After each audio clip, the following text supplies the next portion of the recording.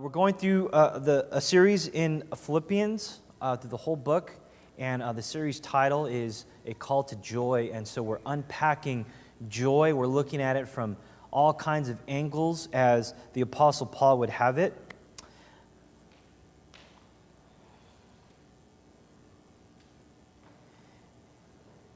And if you're ready to get into the Word, turn to each other, give each other a high five.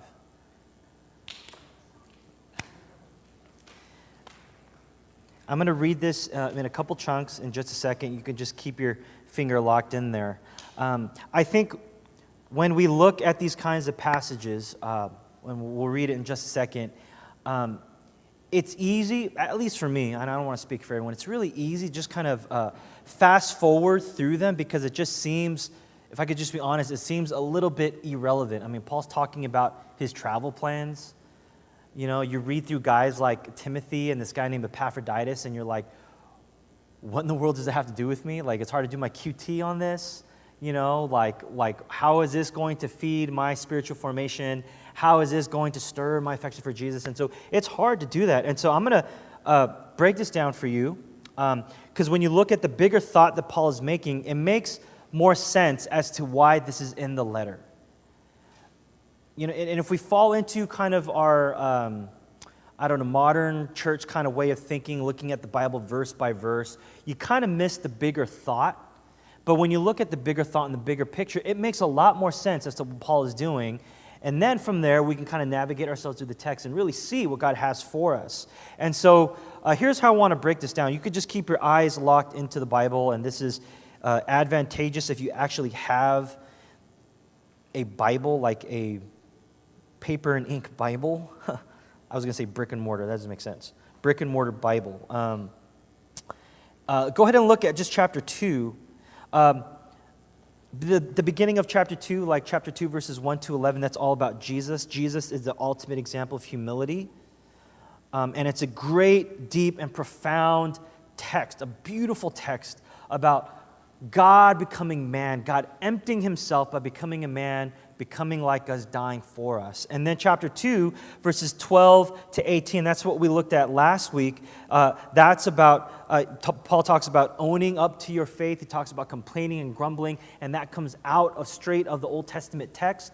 He's talking about the Israelites. He's talking about how they were rescued by God's grace into the wilderness, and they just grumbled and complained. And Paul's like saying, don't be like the Israelites. And so simply put, what we're looking at is there is Jesus, who is the ultimate example of what to do. Jesus Christ, the ultimate example of who to be like, who to imitate. That's what Paul says, right? Imitate Jesus. Jesus, the ultimate example of humility. And then he brings up the Israelites. Here's what not to do. Here's an example of what it's like to be a wicked and corrupt generation. God rescues you out of his grace and you complain. This is what not to do. And then we're going to look at today's text, verses 19 to 24 and then 25 to 30. That's about Timothy and Epaphroditus. What do these guys have to do with Paul's bigger flow of thought? Well, these guys serve as models and examples of, well, not exactly Christ, not exactly perfection, but still solid guys of what we should strive after. These are guys who live worthy of the gospel. And so when we look at that, I think there's a lot to extract. I really do. It just takes a little bit of thought, a little bit of just meditation, a little bit of care into it, and I think there's so much that we can pull from that. And it's not just about Paul's relationship with them, but there's a bigger picture at hand because it's what draws them together as partners of the gospel. And that's where I want to land our message today, okay? So let's read now, verse 19, and this is Paul writing. He says, I hope in the Lord Jesus to send Timothy to you soon, so that I too may be cheered by news of you. For I have no one like him who will be genuinely concerned for your welfare. For they all seek their own interests, not those of Jesus Christ. But you know Timothy's proven worth, how as a son with a father, he has served with me in the gospel. I hope therefore to send him just as soon as I see how it will go with me, and I trust in the Lord that surely I myself will come also. So, stop there. Let's just kind of pause and just kind of unpack this. Who is Timothy? Who is this Timothy guy? A lot of scholars will believe that Timothy came to Jesus Christ under Paul's ministry. So Paul is planting churches, doing apostolic work. He's preaching gospel. He's doing gospel work. Somewhere in there, Timothy was there. He is physically present and he is there.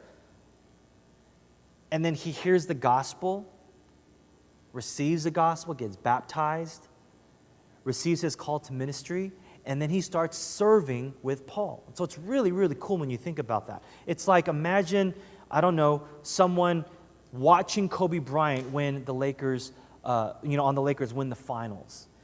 And he gets all inspired. This Kobe Bryant's my hero. And he gets inspired and he goes to work and he does his drills and he works out and he plays on the high school team and he goes to college, plays college ball, and he makes it to the NBA. And then finally one day he gets to play with Kobe Bryant, right? That's such an awesome thing. And so that's kind of what's happening, a lot of scholars say, with Timothy and Paul. Timothy would come under Paul's ministry, receive the gospel, heard the gospel, accepted Christ, and now he's called to ministry as a young pastor. And so you can imagine just the mentorship, just the deep and rich relationship that they have. And so we see Timothy come out a lot in the New Testament. Paul considers him a friend, and here he even considers him a spiritual son. Paul trusts Timothy enough to consider him a key leader in the New Testament churches. That says a lot about Timothy.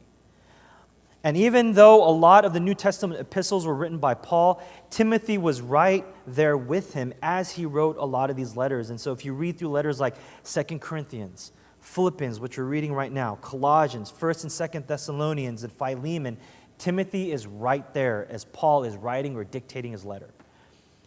And so Timothy's right there receiving everything. He's right there with Paul. Maybe he's kind of whispering, hey, maybe you should write this and maybe you should take this out. Right? And so that's the kind of relationship that they have. And so if you even want to get a closer inside look at Paul's relationship with Timothy, read the pastoral epistles, 1st and 2nd Timothy. Who do you think those are written to? I don't know, I'm not a pastor. It's written to Timothy. And so that's straight up like Yoda to Skywalker, master to student. And so now look at verse 20 again, right? Paul writes, in regard to Timothy, for I have no one like him who will be genuinely concerned for your welfare. So check this out. Timothy is someone who genuinely and wholeheartedly loves the church. Timothy genuinely and wholeheartedly loves the church. He doesn't labor and do gospel work for his own gain. He doesn't, get a whole bunch of people to follow him and they become his disciples and he gets like this weird vainglory out of it. He genuinely loves to hear. And I think for me, that is so refreshing to hear. If I just stop and I think about Timothy, who genuinely loves the church to the extent he's going to sacrifice himself for it. Because no matter what it is, when you do something over and over, okay, I mean, y'all young. Okay, I'm not young anymore. I've come to realize that, right? I've accepted that, okay, very recently. Like, when they were sharing their testimony, right, and they're tutoring and stuff, I tutored Alex, right, or I taught him drums, and I'm trying to be all hip. I'm trying, hey, so what kind of music you listen to? You like Drake, right? I like Drake, right? And he goes, I like the Amigos. I was like, your friends? Like, who is? And immediately God was like, you're not young anymore. Okay, God, I heed, all right? So, like, I don't even know what my point was in that. That's what happens when you go off manuscript, okay? So, like, okay, I gotta find myself. So Timothy is wholeheartedly, like, he loves the church. And so what's happening is, here's my point. So no matter what you do, you young, I'm old, and when you get old, you find your calling, you do your job, right, for me as a pastor, and you do it over and over and over. When I started pastoral ministry, when I was 24 years old, some of you are in that age right there. And you start to preach every week, you start to do ministry. I'm not trying to toot my own horn, I'm not saying I'm the best preacher out there, but from day one, I've gotten a lot better at preaching. I can say that with confidence. My administrative skills, I've gotten a lot better. In terms of counseling skills, I got a lot better. I'm not where I want to be, but I've gotten a lot better. And when you start where you are and you do that year in and year out, season and season out, you're going to get better. Your craft as something is going to get better. But listen to me, when that happens, a lot of the times when you lose sight of what you are doing, You lose passion of what you are doing. You are really good at what you do, but you lose your passion for it. What's the point? Even a little bit of work becomes so exhausting. In ministry, we call that burnout. And that's absolutely applicable for you as lay leaders in the church, as laymen in the church, as pastors in church, everybody included. You do things season in and season out. Your craft or something becomes sharp and you become good at it. But when you lose your focus, you lose the big picture objective, and you lose your passion for it, it doesn't even matter at that point. And what's driving you is just this self-righteous, like you're running on fumes kind of thing. And so when I read that Timothy, season in and season out, through all the struggles, he genuinely loves the church. And he is doing whatever he can to support Paul in his ministry. He's putting his life on the line for the Philippians church so that they can grow, so they can live out the gospel. It humbles me. And so when Paul writes that Timothy's genuinely concerned for the church, like he loves the church, I, for one, have to stop and just think on that. It's such a great thing to remind myself as I get more into the thick of ministry, and I have to challenge you with that as well. Do you do church? Do you go to church because you have to or because you love Jesus? Like, why are you here? As much as I love every one of you being here, why are you here? And if you're like, man, it's because Pastor Howard, I love you. Thank you, but no thank you. Like, I'm not good enough. You know, and so there's more to unpack with that, and I want to revisit that, but I just want that to kind of linger in your head, like loving God and loving the church, really getting that into that simple but profound motivation for you, why you're here and why you do church. Okay, so let's look at Epaphroditus. Go to verse 25. I thought it necessary to send to you Epaphroditus, my brother and fellow worker and fellow soldier, and your messenger and minister to my need. For he has been longing for you all and has been distressed because you heard that he was ill. Indeed, he was ill, near to death. But God had mercy on him, and not only on him, but on me also, lest I should have sorrow upon sorrow. I am the more eager to send him, therefore, that you may rejoice at seeing him again, and that I may be less anxious. So receive him in the Lord with all joy, and honor such men. For he nearly died for the work of Christ, risking his life to complete what was lacking in your service to me. So who is this Epaphroditus guy? First, what we see is that he is someone you can trust. And the older I get, the more I value that trait. And what I mean is that the Philippians trusted him to the extent that they sent him to visit Paul, who is in prison.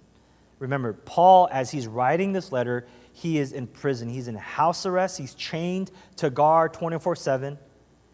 And so he physically can't even write this letter. He has to dictate it to someone else. And so the Philippian church hear about Paul, and they send out Epaphroditus to give him a care package. When I think care package, I think when we think care package, right, we think guest speaker, let's hook him up, give him the Sour Patch, give him the hot Cheetos, write him a thank you card, and hook the brother up, right? I got news for you. They didn't have hot Cheetos back then. Can you wrap your head around that? Some of you cannot. Okay, pray about that. They didn't have hot Cheetos. They didn't have Sour Patches. What did they do? They sent money. Cold, hard cash. Because they didn't take care of prisoners back then. They somehow had to rely on other people to take care of them. And so Epaphroditus is walking around with thousands, translated to our USD, thousands and thousands of dollars. Some of you don't mind that because all your money is in your Venmo account. All you need is your phone.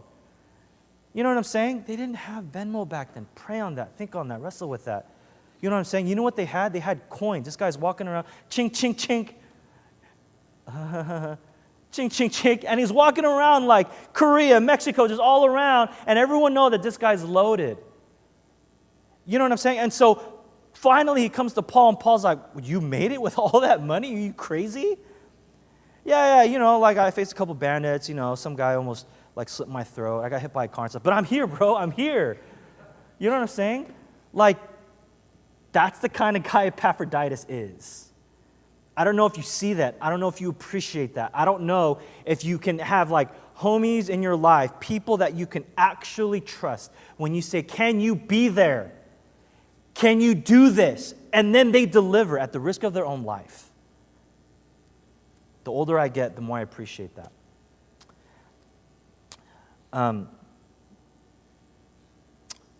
What else do we know about him? Verse 26 says, for he has been longing for you and has been distressed because you heard that he was ill. So Epaphroditus is sick, or he was ill. God somehow down the line healed him. I don't know how sick he was or what kind of sickness he is. Epaphroditus literally comes out once in the entire Bible, right here in Philippians. And so we don't know much about him. We don't know much about his sickness, but he almost died, and it was for the sake of the gospel. Right? And some pastors would even go as far as to say he didn't take care of himself and he should have. Right? But I think the thrust of this is that he's doing this for the love of the church. So I want to tell you something that's really important for us to hear, and this is where we can start to deconstruct and unpack, because Epaphroditus wasn't, what we know is he's not some big-time apostle. Paul was. He literally comes out once in the entire New Testament. He wasn't some elder, he wasn't some overseer, he wasn't some, super-duper spiritual, high-ranking official in the church. Epaphroditus, what do we know about him? He was a delivery guy. Can we be honest? Delivery guys don't get much love. I don't care what kind of delivery it is, okay? You don't remember the names of the guy that delivered your Amazon package. Like, nobody remembers those guys. You know what I'm saying? But the Bible gives so much attention to this guy Epaphroditus because of how faithful he is. And so here's what I want to preach to you, and here's what I want you to want to hear just from this. Whatever you do in serving in the church, whatever you do in serving to Jesus, if we're going to be biblically consistent, it matters. What you do in serving Jesus matters. It does not matter if it's picking up trash.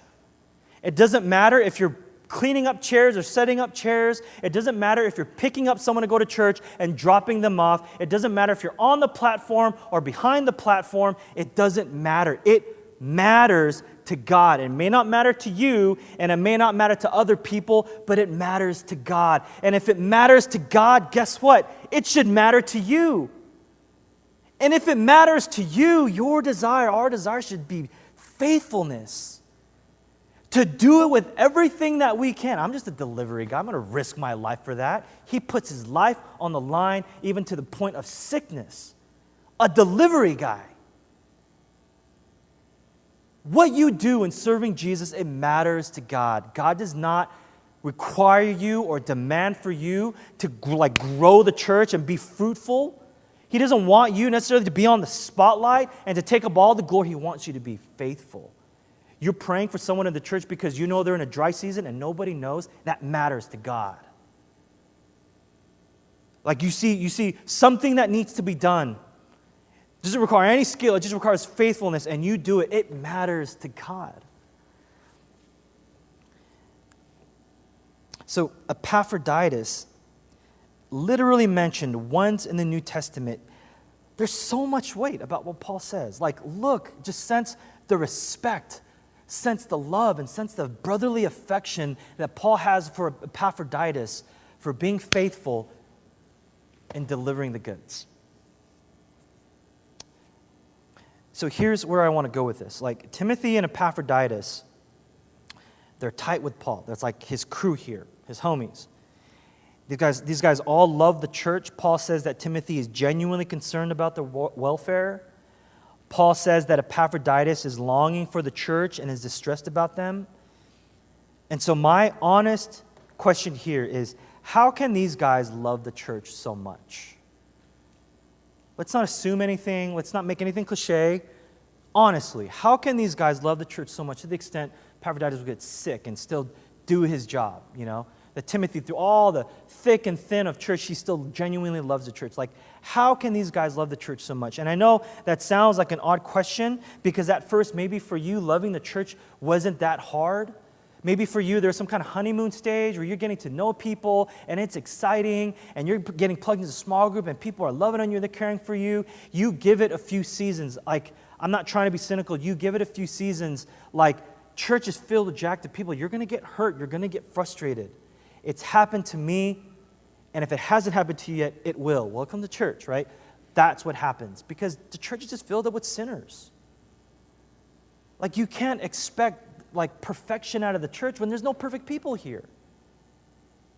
And so imagine, you think Epaphroditus and Timothy, like they weren't hurt? Everything that you've been through in terms of being frustrated and hurt by the lackings of the church, they've experienced it exponentially. People have turned their backs on them. They've been backstabbed. Timothy and Epaphroditus are sharing these deep personal things, and it goes out on this, ancient figurative internet, if you will. Like they've been backstabbed. They've been hurt. And so I think it's a really honest question when we say, how do these guys love the church so much? Like, how can Timothy and Epaphroditus love the church even in all its ugliness and hypocrisy, all the hurt and frustration? And in all my theological training, I've come up with this conclusion. It's because they love Jesus. It's because they have this very profound and simple theology straight in their head, which is this: if you want to love God's people, then you have to love God. And if you say that you love God, you will in turn love God's people. If you love God, you will love God's people. I'm not saying it's easy. I'm not saying that God demands it, like you have to take care of that right now. I'm just saying that is a consistent theological truth. And so for you to say, I love one or the other, like they're mutually exclusive, there's a gaping hole in your theology and your belief in God there. Now, because they love Jesus, they love the church. And if they love Jesus and if they love the church, then that means that these guys are hardcore about the mission of the church. You follow me there? They love God, they love God's people, the church, and if they love the church, that means they love the mission of the church. And so this is what I want you to think about, especially in light of all the testimonies today and last week, these past couple of weeks, in light of what we were talking about in terms of mission.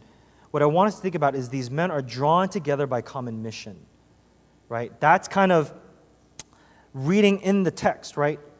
They consider each other brothers because of their mission. Their character is forged through the thick and thin. Epaphroditus almost dying, like they're persecuted for the gospel. They're doing it because of their mission. So hear me when I say this, okay? Their unity isn't based. There's nothing in the scripture that says anything about how their unity is based on same age. Nothing in the text says anything about how they have a similar life stage. That's not where their unity comes from. Nothing in the text says anything about how they played sports together or how they were in the same small group or they dressed the same or they were the same ethnicity, which for them was huge. Nothing in the text says anything about that, but what we pull from the text, what draws them together in unity, is their bigger purpose and mission. And this is a huge overarching unit of thought that has been under that heading. Like there's this profound joy that we attain by having unity with God's people. Okay? So how do we attain this unity? How do we attain this profound unity that seems to bring these men together? Listen to me, you don't pursue unity. Some of you have heard me say this before, but it's so important. If you want unity, you don't pursue unity, you pursue the mission. You pursue the objective. You pursue the vision of the church. The reason why they're able to love the church so much is not because the church is lovable. It's because God is good and they believe in the mission of God.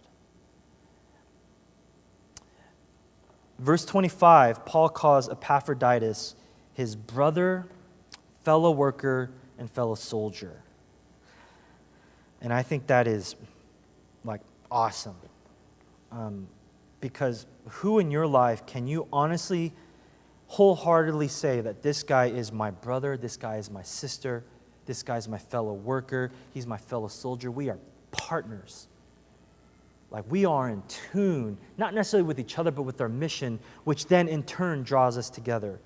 And I think it's really interesting that Paul calls Epaphroditus a fellow soldier. He could have used a lot of other words, but he specifically chooses a fellow soldier. So, let's be real with this. Who here wants to be able to say things like, this guy here is like my brother, my fellow soldier, my comrade?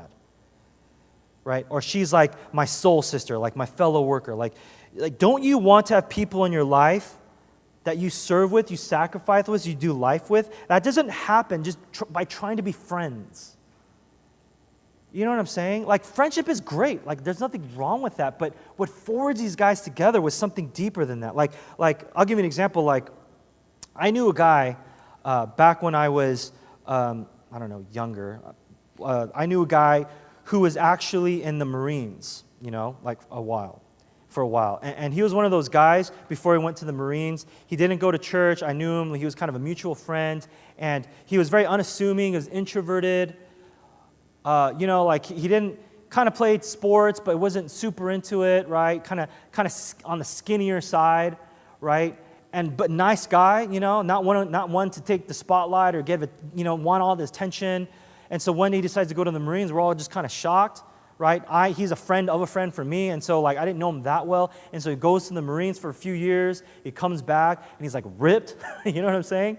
Not like weightlifter ripped, but that 2 seconds he can kill you, it's this healthy respect. Hey, that kind of respect. And then he starts going out to church, and I thought that was so awesome. And back then I went to a church that we were involved in this thing called Turkey Bowl. And Turkey Bowl is this annual football amateur tournament for Asians, where it's this huge day where a bunch of Asian guys can come and prove their worth in life. And so what they do, right, is they start practicing for months in advance, for an Asian amateur football. I don't know, whatever, right? And so, and then they practice hard. And so this guy gets involved in the church, and he loves football, and he starts playing football with these guys, right? And as they're practicing, and as they approach the day and they play Turkey Bowl, right, he doesn't just go to the practices, but now he's starting to build relationships with these guys. And it's not just the core guy that he knows, but it's everyone on the football team. And then if you know everyone on the football team, then get to know people in the church. And then after the Turkey Bowl, literally after the Turkey Bowl, I'm there and I'm watching these awesome Asian athletes going at it, right? And I'm like, hey man, how did everything go? How was everything? And it's amazing to what he said. He says that the camaraderie that he experienced with the church guys playing football was way better and deeper than the camaraderie he had with these guys in the Marines. I was like, get out of here, come on. Y'all get tatted of your Marines homies. You know what I'm saying? It's how true is that? He says, no, I'm serious. Don't get me wrong, I love my brothers in the Marines. We fought together, we trained together, Nothing, is there's that's powerful, but there's nothing like the camaraderie that I had with these. It's an experience that I never had, over Turkey Bowl.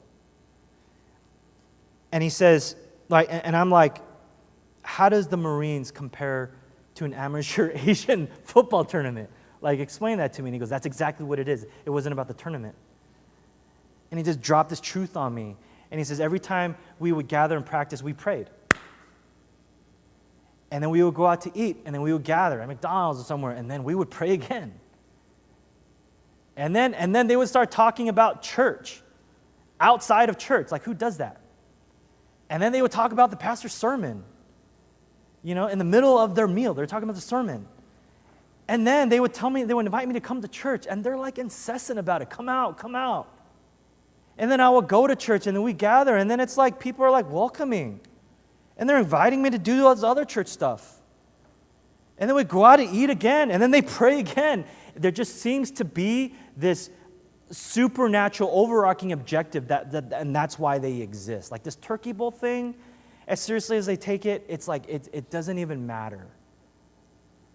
And he says it draws us together. He says, I'm not even a Christian, and I'm experiencing this brotherhood and this camaraderie that I didn't even find in the Marines. Honestly, that's still really difficult for me to believe because it's the Marines. But I think a lot of cynicism comes out of me because I've been doing ministry season in, season out, and I just kind of get lost, sometimes of what the objective is. But I think he's right in that as a church, We have the greatest and most important and most exciting mission in the world. And because it's the most exciting and it's the most important and it's the greatest, when we are drawn together by that same kind of objective and mission, it unifies us in profound ways. And if we can just get ourselves to believe in that mission and to pursue that mission with purpose and priority, then we can start using this kind of language. This guy is my brother. This guy is my fellow worker. He is my fellow soldier. So, what is the mission of the church then? What is the greater objective of the church? It's a huge question, but let me unpack it this way. John 17, you don't have to turn there, I'll just read. This is Jesus' prayer before he is arrested and crucified. He says, I do not ask for these only, but also for those who will believe in me through their word, that they may all be one, just as you, Father, are in me and I in you, that they also may be in us, so that the world may believe that you have sent me. So I'm not going to spend a lot of time on this, but I just want to say, this is from the words of Jesus Christ, our Lord and Savior. What is the mission of the church? The mission of the church is to get the world to see and to know Jesus Christ. If you believe in that, say amen. The mission of the church is to get the world to see and to know Jesus Christ. It's to get as many people possible on board with God's glory. If that's the church's mission, then that is your mission. You cannot say that's the church's mission, but I don't know if I'm on board with that. That is your mission. That is what it means to be a Christian. So you are the church. If you're a Christian, like you've accepted Jesus as your Lord and Savior, and you strive to live in obedience and faith, you're not just this passive and insignificant member of the church. You're a member that God has called to be actively engaged in His mission. And when when we as a church let that become a reality, the unity comes. Okay? So that is our mission. And so here's what that means for us. If I could break this down a little bit more.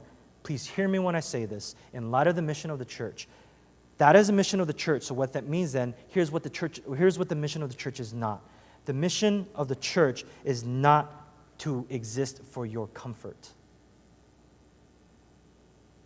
The mission of the church is to not make you comfortable. That's not why we're here. Does God comfort the soul? Absolutely. When you are in time of need and you cry out to God, God desires that. But I need you to hear me when I say this. God does not exist for your comfort. That is not why God exists. You know why God exists? For His own glory. And you are just a significant but minor part of this global missional effort to bring God glory.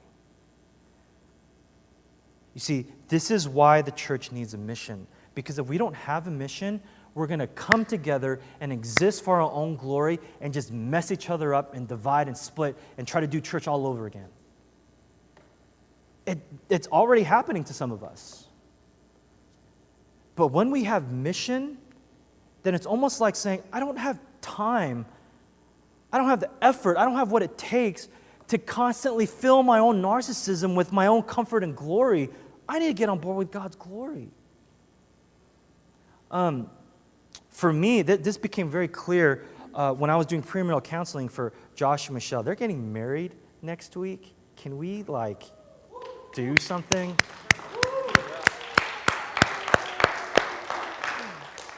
Oh, that's so funny. They're getting married. When am I going to get married? When I was doing premarital counseling with them, we started with big biblical picture of marriage, and then as the weeks went by, it just got more and more practical, not less important, but more practical. And then the last week, I was really hoping that we would land on this thing called vision statement. And so I was like, hey, you guys are going to do a vision statement, right? And I think a lot of you guys were like, we're trying to get married, not plant a church. What do we need a vision statement for? But when you incorporate a vision statement into your marriage, into your covenant relationship, everything changes. Because you start to realize that your relationship is no longer for your own glory. Now there's a bigger purpose. Those hard-earned paychecks that you're trying to do to build the future, which is a part of it, now all of a sudden it's not about you, it's about a bigger picture, it's about a bigger purpose and a bigger objective. your relationships, your network. It's no longer you and the other person, but now it's you together as a couple. Now, all of a sudden, you have a greater and bigger purpose and objective. And you know what the great thing about that is one person starts to stray off, the other person is there to be like, hey, maybe we should get back on track. We're not doing what we set out to do. That's why we need mission. That's why we need objective, because if we don't, we will flutter off because our hearts are so fickle, and we will exist for our own glory, and that will end in darkness and destruction and division and hurt and frustration. But there is joy in the bigger mission of God. And some of us, I know it's going to take time for us to get there, and that's okay. But you have to start taking steps of faith, and you have to start challenging, accepting that challenge where God is saying, you are part of this church. Are you living missionally? Like, let's not treat it like it's this gaudy, like big thing, that all the super spiritual people are going to do. You, in your own life, in your network, in your workplaces, in your cubicle, in your service, in your jobs, in your schools, that's your mission field. You see, when that starts happening in the EM, this joy-filled missional existence where we're no longer just about celebration of food and boba, when we go beyond that, a young ministry like us, ministry becomes so exciting. How good can food possibly be? How good can board games be? Like, it's fun, but it's so fleeting. When you get on board with God's mission, man, community, ministry, worship, small groups, picking up trash, all that stuff. It's just this exciting thing because we're serving the living King. If you believe in that, say amen. Thank you, church. Pray with me.